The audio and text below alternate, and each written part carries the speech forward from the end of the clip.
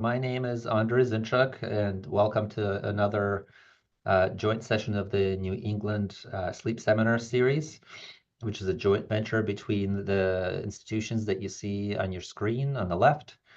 And just a few announcements before I hand it to Dr. Chang to introduce today's speaker. By default, most of you should be muted, but if you're not during the talk, please make sure that you are. Sometimes that can be intrusive during the talk. If you are to receive CME credit, please take a look at the chat room for instructions. If you're not registered for the CME with Yale, you'll have to do that first. And I also mentioned that the recording of this session, which is bound to be wonderful, is going to appear on the Yale CME website about 2 weeks from today in the link provided in the chat. And so if you have questions during the talk, please make sure that you use the chat room. And I'm going to hand it over to Dr. Chang to introduce Dr. Badr, and Dr. Chang will also moderate the discussion.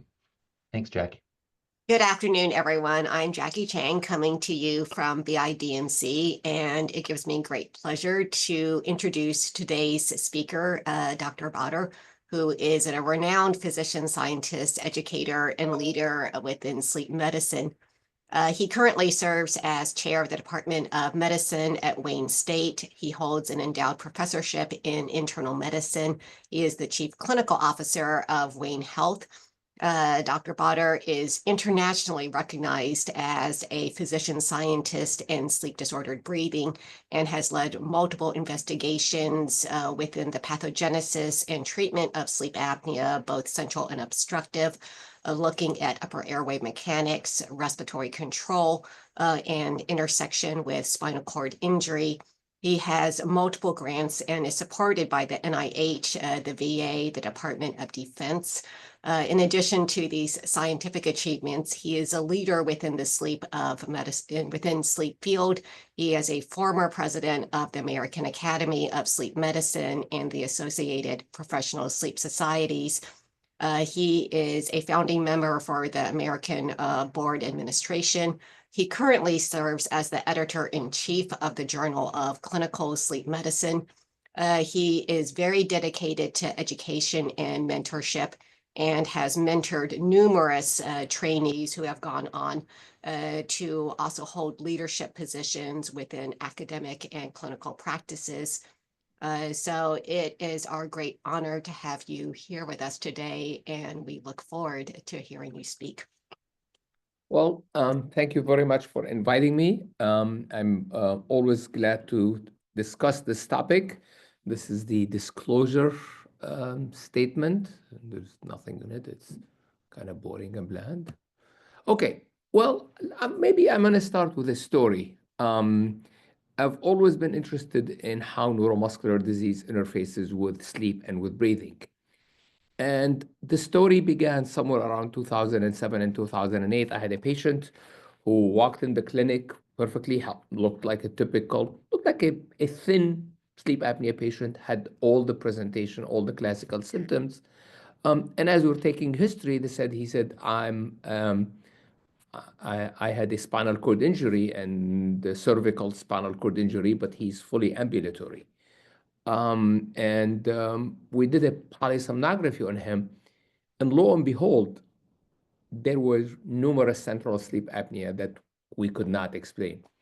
It kind of started us thinking about this condition and how it may interface and how it could manifest. So we looked at the literature and clearly shows that there is a higher prevalence of sleep disordered breathing. And I prefer that broader term than calling it obstructive sleep apnea or central sleep disorder breathing as a big umbrella term. And one other thing that we discovered as we did the search is that this is actually not an uncommon issue. There are many individuals, 20% of Americans have some form of disability. And if you actually look at the people who have mobility limitations, it's also a substantial number. Now, the question is, what is that triggers?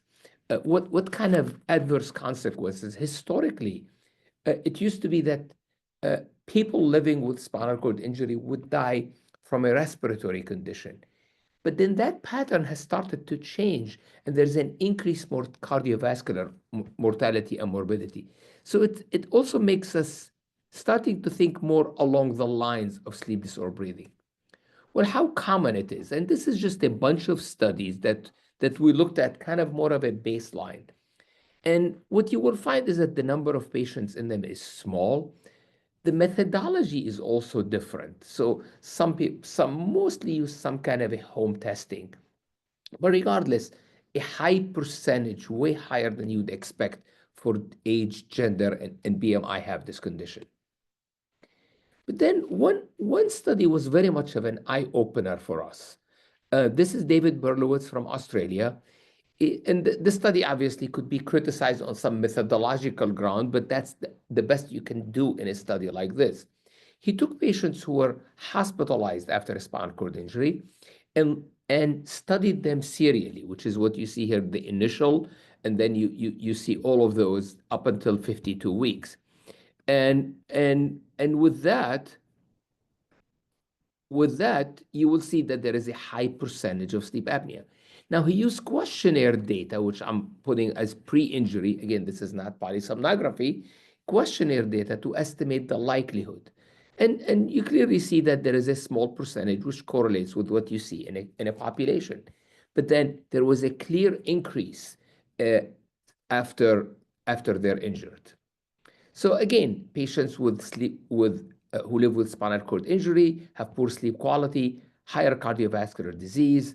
The problem is that the whole diagnostic and management paradigm is geared for patients who can actually walk to our sleep labs. And I think this is my public service announcement. This is one issue that we actually, as a field, need to start dealing with.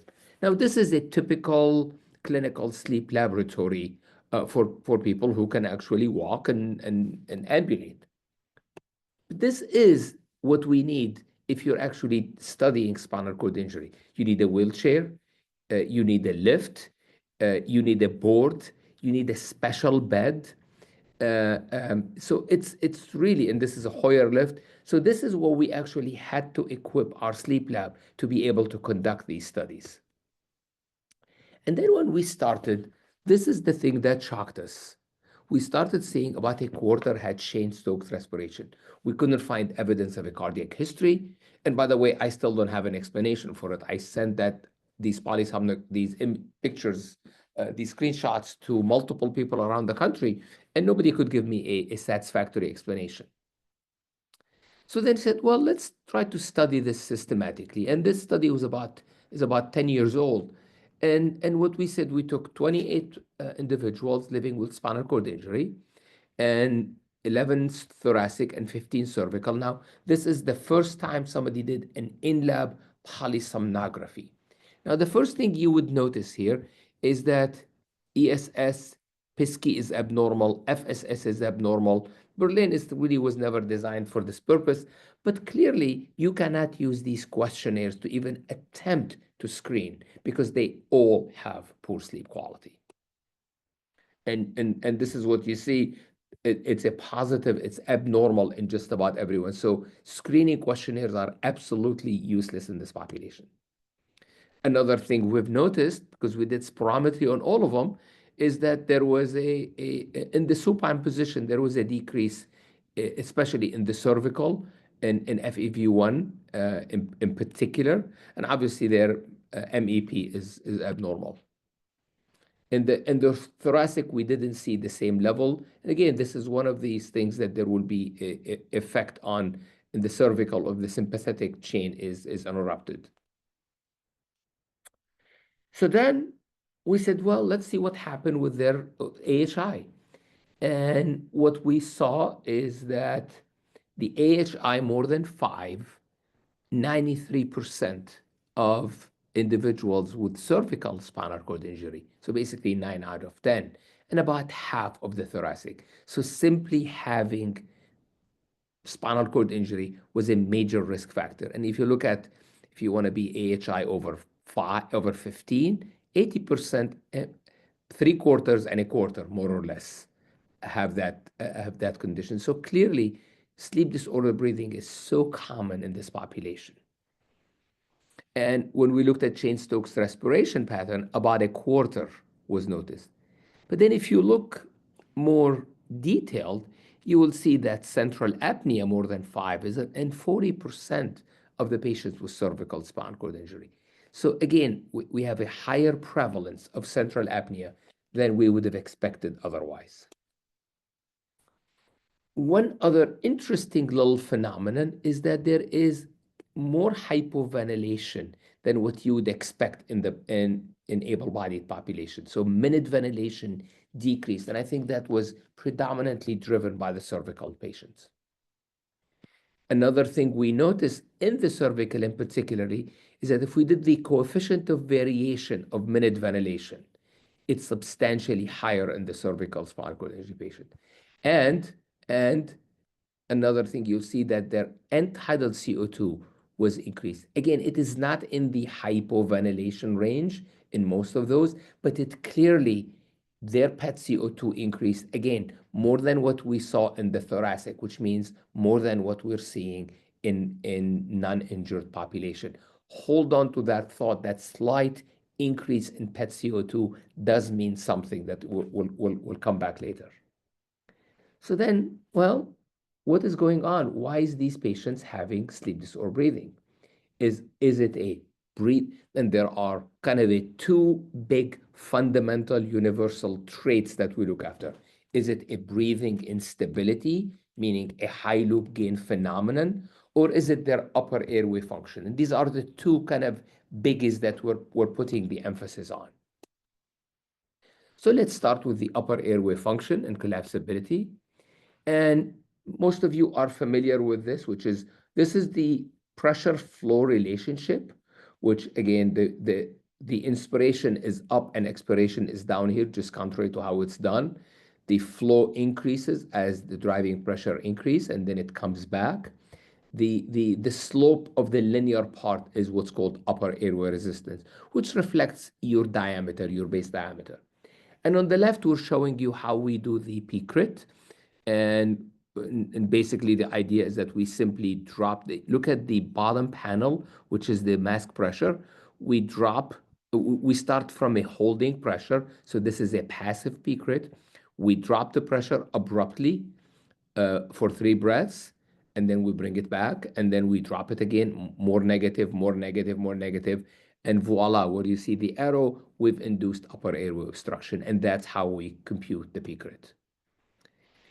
There was no significant difference in the resistance, which tells us that the mechanics, the basic mechanics aren't different. But this is an interesting thing. If you look at, this is the P crit, again, this is a passive P crit. In an uninjured person, a minus 2 point something. So you need to generate about 2 to 3 centimeters of water to close the airway in an uninjured individual, in one of us, passively, okay? These are patients, this is not the active with upper airway activity. However, if you look at the cervical and thoracic, they both have basically a 0 or slightly positive. So basically these people operating with an upper airway that's very close to closing. All it takes is a little bit of effort, or some of them actually it is closed. It will be very closed one day or substantially narrowed.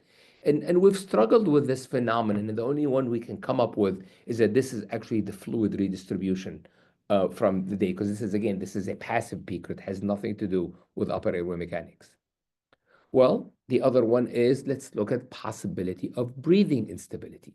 And how do we estimate this? Now, there are multiple ways. Now, our laboratory have always followed the kind of the old Scattergood and Dempsey paradigm, which is we place patients on mechanical ventilation, for 3 minutes, nasal mechanical ventilation. We vary the amount of pressure support or the tidal volume until we actually inhibit. And then at 3 minutes, we turn them off and see who actually develop central apnea. And this is a study from the Journal of Applied Physiology, looked at the propensity to central apnea in both cervical and thoracic spinal cord injury. And we entitled the tetraplegia as a risk factor for central apnea. And this is the experimental paradigm, and we have not varied it. And what you see here is this is the tidal volume baseline, supraglottic pressure. And by the way, even those who have some degree of central apnea, when you put them on a little bit of CPAP, you can actually stabilize them and you can induce the experiment. We nasal mechanical ventilation for 3 minutes. And again, what we vary is the amount of pressure support from one trial to another. And we know at a given pressure, and we stop it at 3 minutes, very, very precisely at 3 minutes, and then we get an apnea. And that is called the apneic threshold. And the delta CO2 from eupnea to this point is what's called the CO2 reserve. Now, that term is relatively new, but let's think of the CO2 reserve as the ventilatory control equivalent of the P crit on upper airway mechanics. And this is, and again, these are patients who have some of them have some degree of sleep disorder breathing, so they're matching. The control is that these are uninjured individuals. We needed to lower their CO2 by somewhere around 3.5 to 4 torr, which is typical number we see in healthy males. In the thoracic was about the same. Look at the cervical, minus 0.4. So that means that individuals living with spinal cord injury were hovering around their apneic threshold. All it took is a little bit of decrease for them to develop central apnea. Very, very tenuous existence.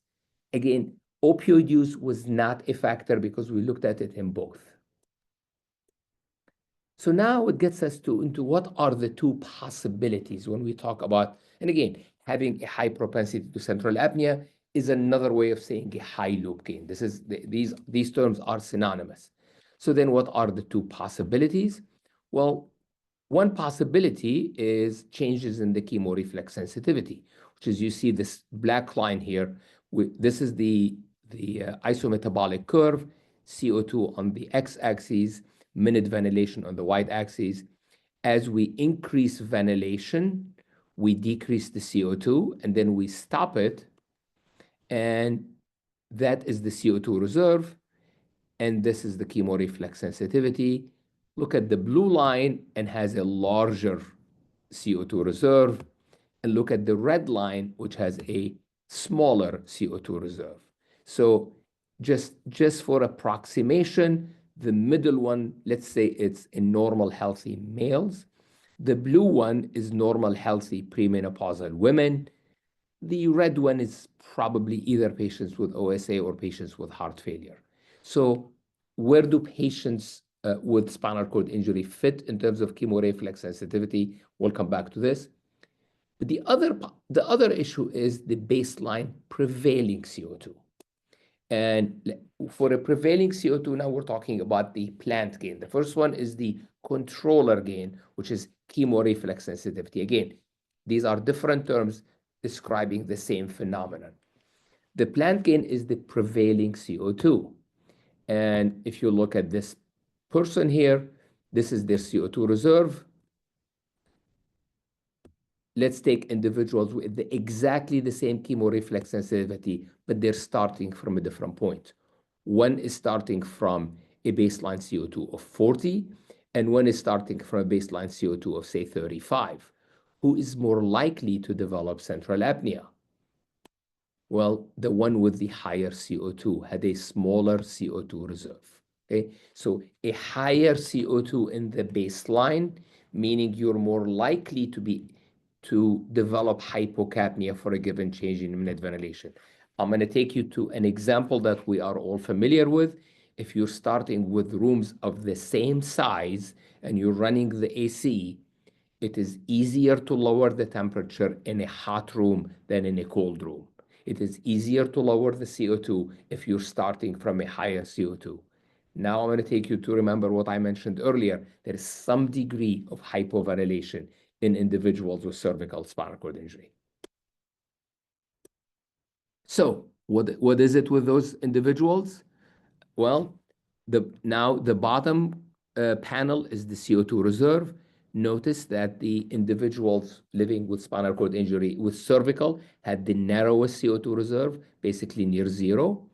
If you look at the top panel, it's the controller gain, which is chemoreflex sensitivity. There is no significant difference. There is a difference, but it's overlapping. but the clear difference was the plant gain.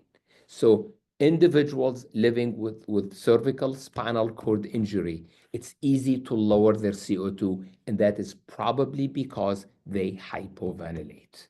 And that degree of hypoventilation is probably related to the paralysis of their intercostal muscles. That 20% intercostal muscle activity is gone. So then we said, well, does that truly happen? Do they hypoventilate after, or do they hypoventilate with simply by falling asleep? So we took this model of an alpha theta transition. And some of you may be familiar with the work of the late John Trinder, when he actually looked at ventilation and CO2 as people simply transitioning from wakefulness to sleep. And this is what you see here. This is alpha, and this is theta. And look at the minute ventilation. I don't see significant change. But look at this is an individual with cervical spinal cord injury. Look at how the flow from alpha to theta, how they hypoventilated immediately. So there is an instant hypoventilation, not driven by mechanics, but it's truly driven by intercostal muscle activity. And what you see, and actually this, because of it, it was in everyone, but it was driven predominantly by SCI individuals. And you can see the theta as percent of alpha in the non-injured or able-bodied. It was clearly substantially higher. There was variation in the individuals with SCI, but it's predominantly driven by the cervical. So then the other question that came to mind is, what is the effect in patients with cervical spinal cord injury on their neuromuscular, on their I'm going to talk about another phenomenon which is a little bit more complicated. So I'm going to actually jump to this slide and then go back. So one of the other phenomenon that we would expect to see in those patients is, and this was one of our theories, and I'm going to bring you to a phenomenon called long-term facilitation. So, and that phenomenon is actually an important one. So if you take an animal and a human, and we've done this work in humans, and subject them to episodic hypoxia, repetitive episodic hypoxia, what will happen after a period of time is that you stop the intervention. After a period of time, what you will see is a sustained increase in minute ventilation, and that is referred to as long-term facilitation. Now, this long-term facilitation may have some implication. Part of what it does, it keeps minute ventilation higher, but another thing, if it happens repetitively over night after night after night after night, think your patients with obstructive apnea, okay, who have this for weeks or months or years. What will happen in this case is that the peripheral chemoreceptors will be sensitized. And once you sensitize the peripheral chemoreceptors, this actually may be why there's increase in hypertension in this population, in some populations with OSA. This could also be why the propensity to central apnea is higher. This is the unmeasured part of our collective loop gain, which is the peripheral chemoreceptors that are very active. So we wanted to see if this is actually exists in patients with spinal cord injury. So we first figured it is very difficult to do this during sleep. So we wanted to do it first during wakefulness. And this is what we did. This is acute intermittent hypoxia in recovery. And the first one was in non-injured. And this is actually, if you look carefully here, this is the flow. Acute intermittent hypoxia, you see the flow, these bursts of flow with every episode of hypoxia, and you see the drop of hypoxia. And by the way, to do this experiment correctly, we need to add CO2 because the natural response when you have hypoxia is to become hypocapnic, which could abolish the phenomenon. And then voila, what we saw afterward is that there was a sustained increase in minute ventilation. So clearly during wakefulness, we were able to see significant effect of episodic hypoxia on minute ventilation. And when we actually looked at this collectively, this is what you see. The cervical are on top, the thoracic in the middle, and the non-injured are on the bottom. Clearly, there is no minute ventilation. Now, to give you a big frame of reference, we had never been able to see this phenomenon in non-injured people. We tried it during wakefulness in different ways. It was so negative that we never even attempted to publish it. And even during sleep, it was predominantly in snorers, and we need to maintain isocapnia very precisely. And even there, the signal was actually very weak. This was actually a much stronger signal than we had anticipated in this population. However, and I'm sorry, I keep changing the slide on you because these slides got rearranged. When we did this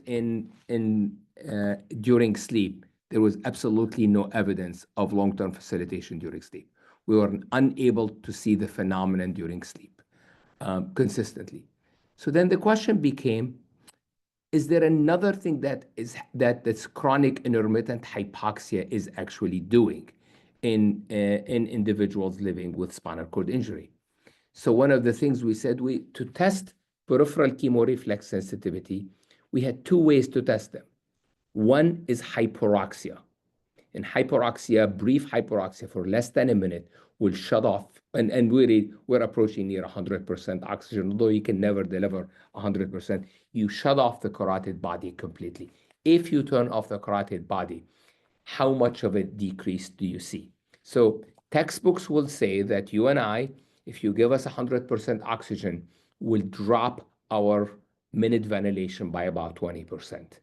We actually have not found that, and that's called the de Jour test. Had nothing to do with soup de jour. It is Dr. de Jour. This is a study from 1962, and it kind of became the standard test of peripheral chemoreceptor activity. Again, I'm a fan of looking at the peripheral chemoreceptor because I think they're ignored, and I think they play a big role in many areas. So this is one test.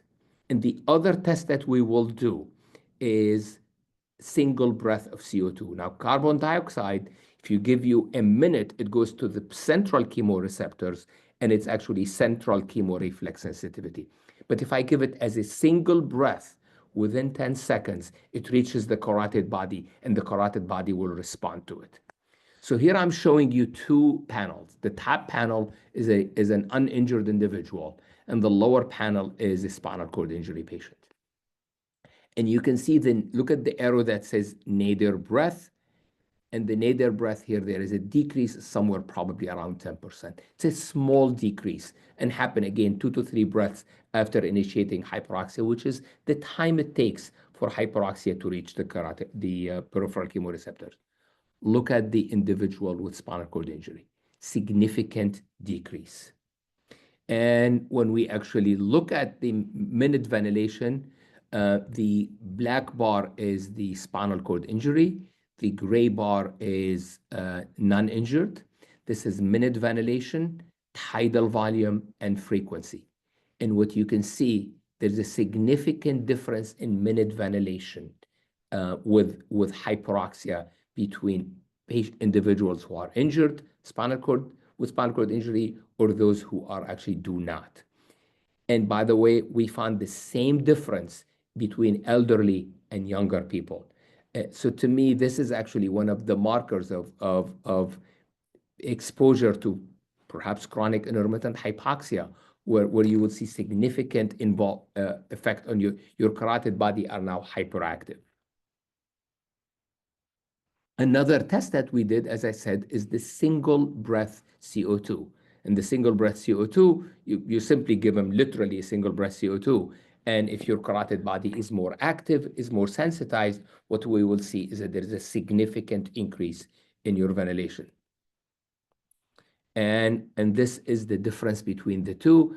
This is see how tight it is in the uninjured individual versus how wide it is, although overall it is significantly higher. Again, this was not normally distributed. So clearly there is evidence. So the peripheral chemoreflex sensitivity is substantially augmented in individuals living with spinal cord injury. And I think this is probably a marker of their susceptibility to central sleep disorder breathing.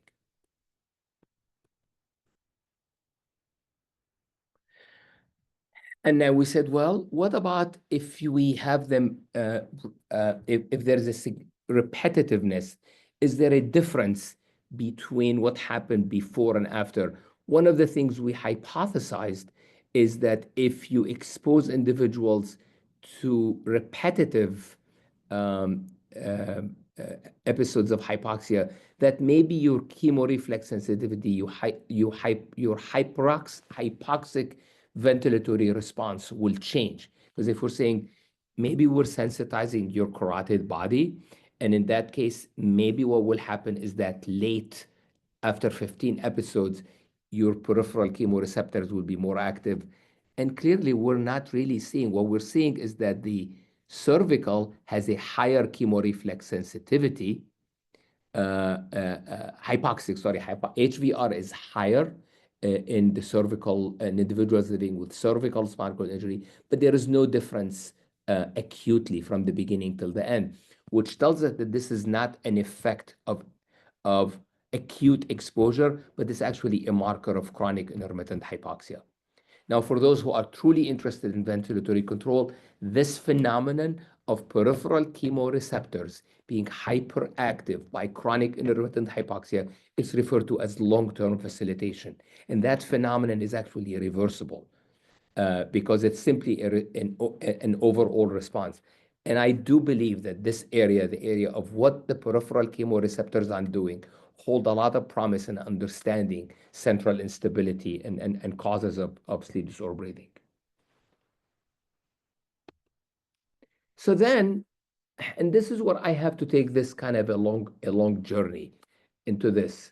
So as I've been thinking about all this high prevalence of sleep apnea in this population, and the fact that this particular group of patients are often ignored in our studies. And I still remember I was thinking about it and I was driving to Chicago one day and I stopped at a rest station and called Dr. Jennifer Martin, with whom I was starting to collaborate on another project because her work is on PAP use and PAP adherence. And I said, what do you think if we write a grant on the impact of whether we can improve outcome with intensive support for individuals living with spinal cord injury? These are ignored. Nobody studied them. You don't see them in your clinical lab. I don't see them in our clinical lab. And the VA will be an ideal environment for this. And this was literally the day before Halloween, and she was preparing things for her kids for Halloween. She said, sounds like a great idea. I got to the hotel, wrote the LOI, and we submitted the grant. It took 5 submissions before we got it funded by the rehab R&D. And the whole idea was to look at patients with spinal cord injury, cervical or thoracic, give them CPAP, give them very intensive individualized support, and see if we can actually improve their PAP use and improve their outcome. This is the consort diagram, and we started with 485 individuals, and you can see how things started. Well, 73 were enrolled, 6 withdrew, so we ended up with 63 randomized, 32 in the intervention arm, and 31 in the control arm. These were all, the initial visit was in the lab, but then the rest was phone. And the control arm was basically education. We developed standardized model. We had them come back 1 month and 3 months, and then 6 months kind of, and whoever actually would be willing to come up, and we looked at PAP adherence data. And this is what we found. This is the control arm, and the top one is the best. We called it best, is a best practices, education, support, of treatment. So basically, it's an acronym. We called it BEST. And what you will see is that they start night, and the primary outcome was 21 days more, 4 hours or more. So basically standard Medicare use. And what you will see here is that night use PAP more than 4 hours, 10 is the maximum we got. And it kept on going down, and it actually went down a little bit more in the control group, but these two graphs were overlapping.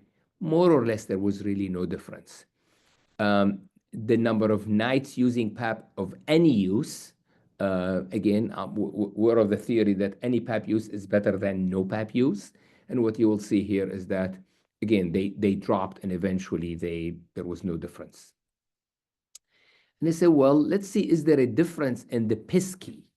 And this is one of the metrics in Pittsburgh Sleep Quality Index. And you can see even in the baseline, they're overlapping. And one could convince themselves that there was more in the best, but there was really nothing significant. The only signal that we found is that individuals who used CPAP more had more improvement in some of these metrics. But it was a soft signal. What does this tell us?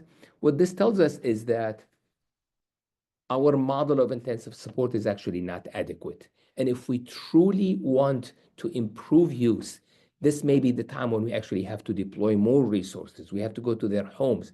We have to identify the barriers and deal with other issues. One other finding, which I'm not showing you, which is significant number of them have insomnia, which is another one of those ignored that is often treated with hypnotics, which is not exactly what we want. So, and it doesn't deal in a holistic manner. This is a population that needs special support so we can actually address their needs. So then now, this is time to kind of give you our unifying hypothesis of what happened in this. Why this group of patients have a higher likelihood of sleep disorder breathing? Well, on one hand, there is a decrease in ventilatory motor output, which causes sleep-related hypoventilation, which narrows the CO2 reserve, increases the hypocapnic apneic threshold. They develop central sleep apnea, chronic intermittent hypoxia, sensory LTF, which is what I mentioned about chronic intermittent hypoxia, increased peripheral chemoreceptor activity, which is, again, that's the overactive, which created more ventilatory overshoot and contributes to the cycle.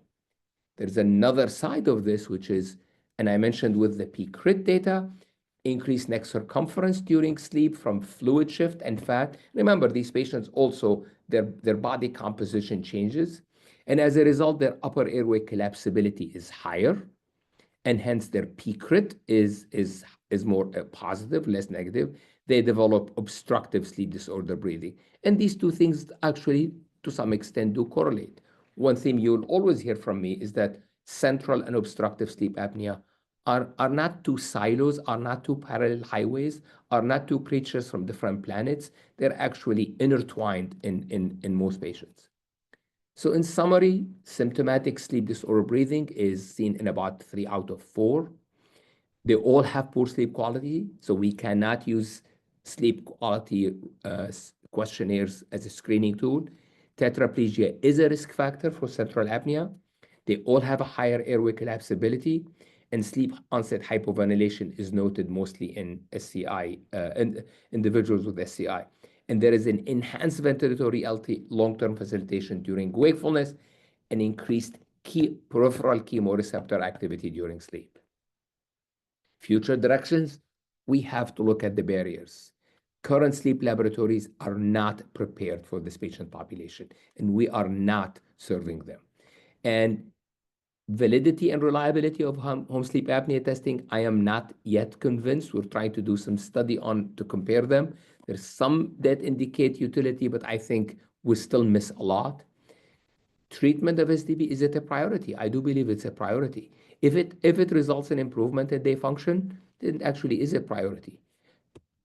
And being untreated, this is actually an example of healthcare disparity that affecting the disabled, regardless of any other aspect of their background.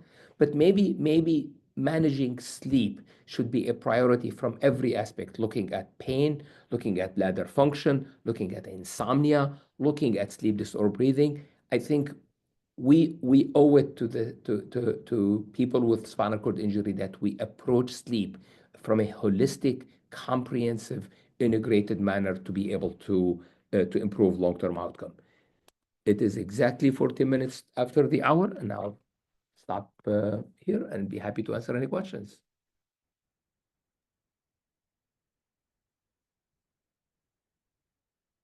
Oh, thank you, Dr. Badr.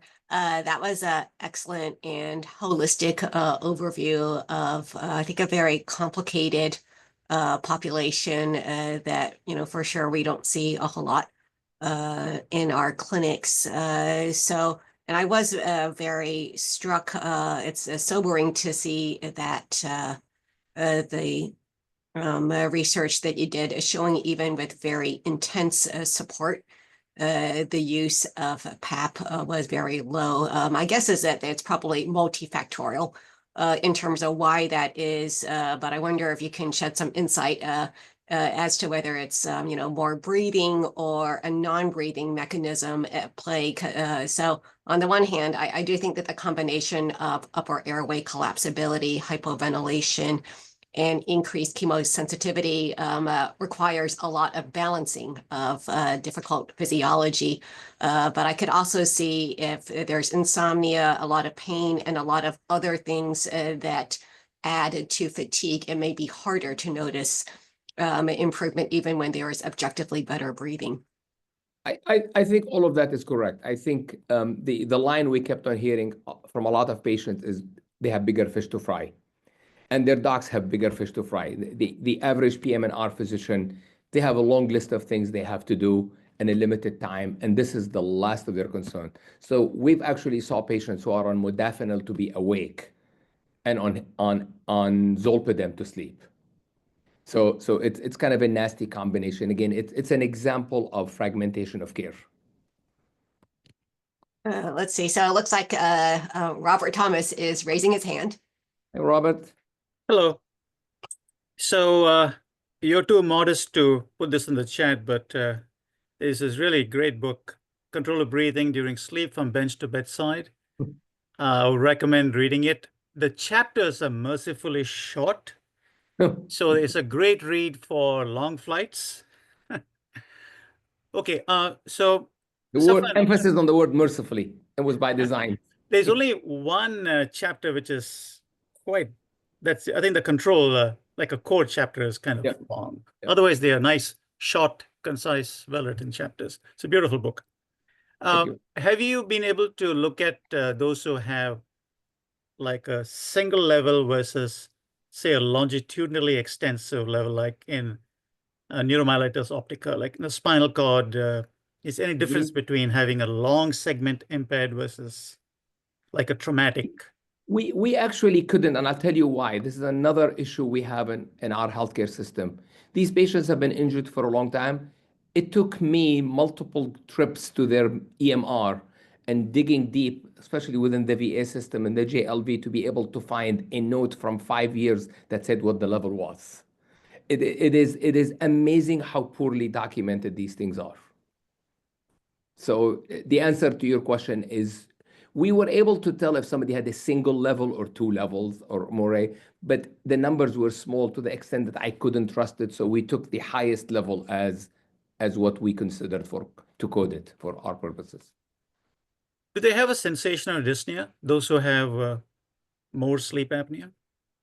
No. There was nothing in the symptoms that we could predict. Thank you. We also have a question from the chat. Could abnormal P-crit be related in part to low lung volumes in cervical injury patients? It could be. It is a possibility, but it was the same in both. So the P-crit wasn't different. And there was some evidence, and I don't know, I'm kind of dating myself by referencing Detroyer, who found that in sometimes actually when patients are supine with cervical spinal injury, their lung volume, they may actually become more, their FRC will go up. And so it could go both ways. I don't think my current theory is that it's actually fluid retention. I mean, fluid, the rostral displacement of fluid. I have no proof of this hypothesis. Oh, and another question. Can you please comment on phrenic nerve stimulation in this population? These are all individuals who are spontaneously breathing. It's below C4, so they did not need, their diaphragm is functioning. We excluded the other ones. Oh, and Andre?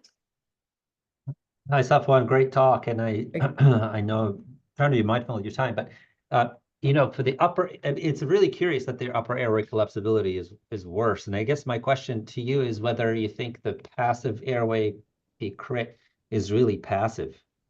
The way it's measured. I'm just wondering whether there are any studies that you know of that looked at imaging of the airways between, normal individuals and individuals, not normal, controls, I should say, individuals with SCI.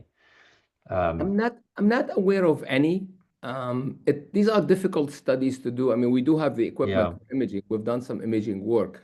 I would have a hard time believing they'll be able to fall asleep. So the study will be difficult.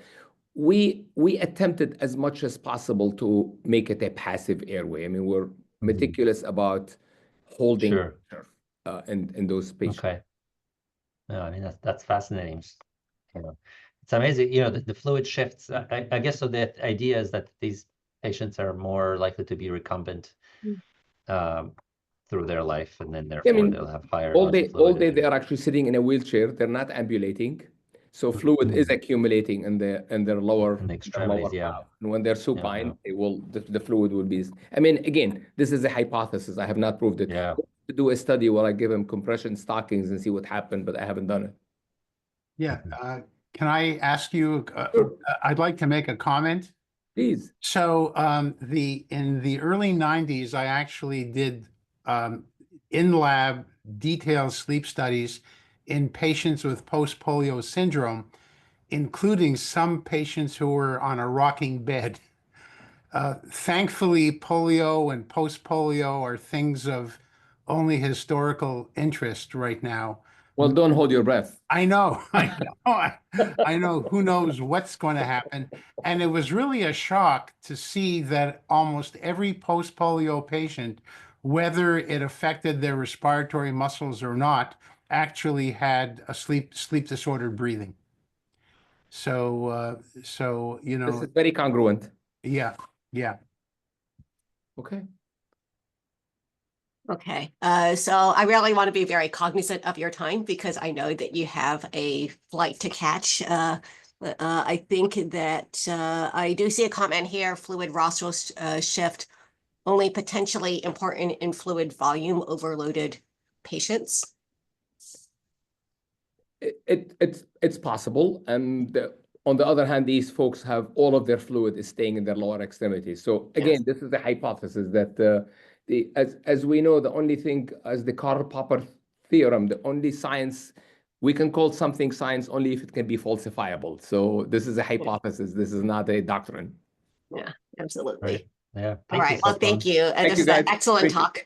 Thank you. Thank you so much. Thanks. And we will see you guys